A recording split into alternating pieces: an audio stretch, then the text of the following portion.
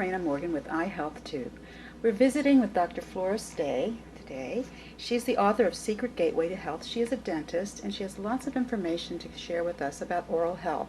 And one of the questions I would like to ask you, Doctor, is what is the connection between oral health and fibromyalgia? Fibromyalgia is such a devastating condition, and now, of course, it's recognized as an actual disorder and disease now because after so many years of telling people it's all in your head, finally they were able to ascertain that there are certain conditions, certain points in the body specifically that seem to appear when they palpate that causes pain.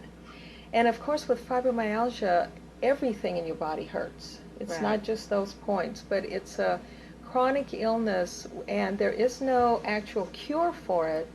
However, certain things do tend to help the symptoms and certain things can make it worse.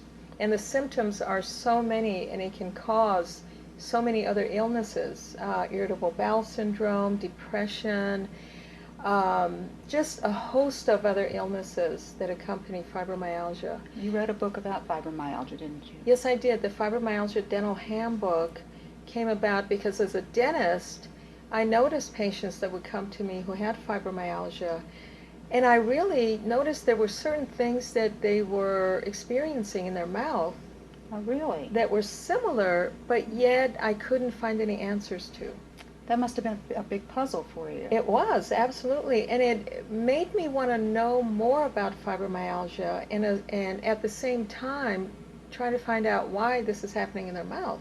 For example, dry mouth, burning mouth, canker sores, TMJ, a lot of conditions, and gum disease, numerous cavities. And there are a lot of reasons for this. And I can go through some of them here. Okay. But for example, I think because fibromyalgia is such a devastating disease and so many parts of the body are affected, unfortunately the person that has fibromyalgia, their mouth becomes the last thing on the list. Okay. So that's one thing. And until it really gets to a point that's devastating where they're really in pain. And of course that's a problem because many fibromyalgics suffer with dry mouth. They do, okay. And part of that can be from all the medications they're taking. Part of it can be just a decreased flow of salivary glands because of other things that are going on in the body. And depression, stress, all of that will cause dry mouth.